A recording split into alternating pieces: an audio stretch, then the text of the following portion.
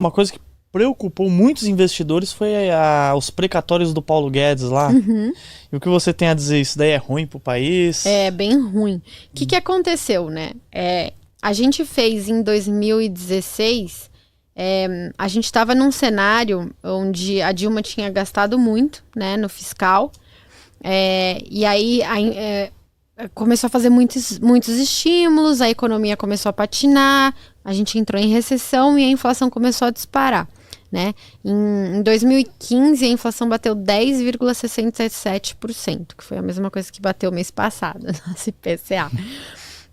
E aí o mercado estava exatamente em estagflação, né? Que é quando a atividade está em recessão, então você está estagnado na atividade e você tem inflação. Como é que você resolve isso? Um cenário de estagflação. Você precisa dar um choque de credibilidade. O governo precisa entrar e falar: ó, investidores, eu mudei.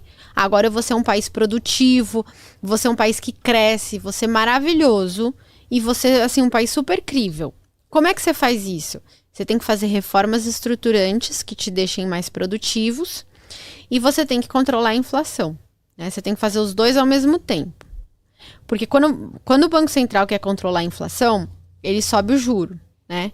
Só que subir o juro desaquece a economia, porque as taxas de juros do governo inteiro, da economia inteira, vão ficar mais altas, e com taxas de juros mais altas, quem precisa pegar empréstimo já não pega, né? Não cabe no bolso de todo mundo, então reduz o consumo, reduz a demanda. Então, com muita inflação, o Banco Central aumenta a taxa de juros e a atividade cai. Então, se você não tem um cenário de crescimento, prosperidade e tal, quando você sobe a taxa de juros, você entra em recessão, né? E aí você precisa dar esse choque de credibilidade. Então, quando o Temer entrou em 2016, ele deu o choque de credibilidade. Como? Primeiro, ele fez a primeira e mais importante reforma, que foi o teto de gastos. Aí ele virou e falou assim, todo presidente, desde 1999... entregou para o próximo presidente um déficit, né, em relação ao que o anterior tinha entregado. Então, ele gastou mais do que o presidente anterior. Consequentemente, todo presidente, o que ele fez? Aumentou os impostos em relação ao presidente anterior. Nossa. A partir de agora, isso não vai mais acontecer. Por quê? Porque eu fiz aqui uma regra de teto de gastos.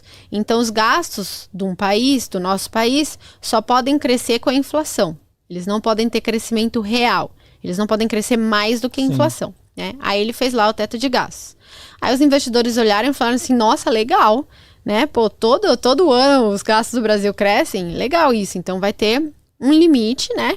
E se os gastos crescerem a partir desse limite, aí triga várias coisas, como não pode reajustar funcionalismo, não pode contratar mais pessoas, tem várias coisinhas que eles podem fazer, né? Vários triggers aí que eles podem começar a fazer. Então isso deu muita credibilidade. Só que este ano nós flexibilizamos o teto de gastos. Aquela história de que, não, bateu esse teto, não vai mais poder crescer, mudou. Eles falaram, não, então a partir de agora vai ter um pedaço que é precatórios, que vai ficar fora do teto. Um pedaço do crescimento dos precatórios vai ficar fora do teto de gastos. Então, a gente vai poder gastar além do crescimento da inflação. Eles fizeram uma jogada para poder gastar mais. Exatamente. Eles fizeram uma jogada técnica ali do Paulo Guedes. Aí eles deixam de pagar esses precatórios por um momento e paga depois? Exatamente. O que cresceu a mais do que poderia crescer, do que o crescimento histórico disso, eles vão parcelar em mais vezes. Né? E quem sofre com isso daí, com esses precatórios? As empresas que compraram esses títulos? Tem várias empresas, por exemplo, que fizeram títulos de renda fixa com precatórios. Caraca. Não sei se você já ouviu falar de ativos judiciais, investimento em fundos de precatórios. Isso daí tem um risco muito grande. Muito grande. Eu conversei até com um gestor de precatórios, isso é super importante. Ele é gestor de um dos maiores fundos de precatórios no Brasil. Pra você ter uma noção, ele não é economista, ele é advogado. Ele é advogado, porque tem mais coisas judiciais do que... Exatamente. O que eles fazem? Você ganhou uma questão lá com o Estado, né? Você tinha uma ação contra o Estado e você ganhou. Aí o Estado fala, tá bom, devo, não nego, pago quando puder, vai para precatórios. Só que daí entra numa regra de conta, cada estado paga de um jeito, a federação paga do outro jeito, e tem todas umas outras questões judiciais. Aí você receberia, vamos supor, 1 milhão daqui a 10 anos. Eles estimam, né? Aí eu chego pra você e falo assim, ó, sou um fundo de precatórios. Eu chego pra você e falo assim, olha, você não quer vender o seu precatório, o seu direito a receber esse dinheiro pra mim? E aí eu te pago R$500? Aí, R$500 mil, né? Aí você fala assim, bom, eu quero ter 1 milhão daqui a 10 anos ou R$500 mil agora? Ah, tá bom. Vou vender. Fechado. Toma aí por R$500 mil.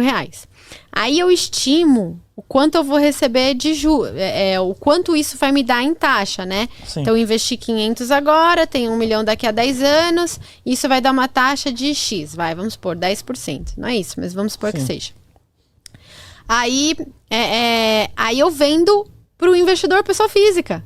Ó, eu tenho aqui um título de ativos judiciais que eu estimo que renda 10%. Toma, compra aí. Aí se chegar lá, às vezes... E não for pago, o cara... Você vai... Se ferrou. Você pagou 500, mas ao invés de, vamos supor, receber em 10 anos, você recebe em 15 anos. Aí já não te rendeu mais 10, te rendeu 7, te rendeu 6.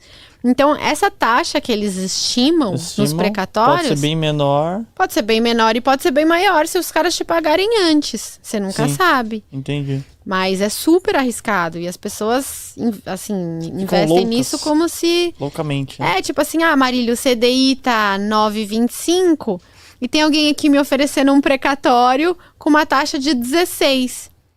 Mas esse 16 não é garantido. Depende de quando forem te pagar.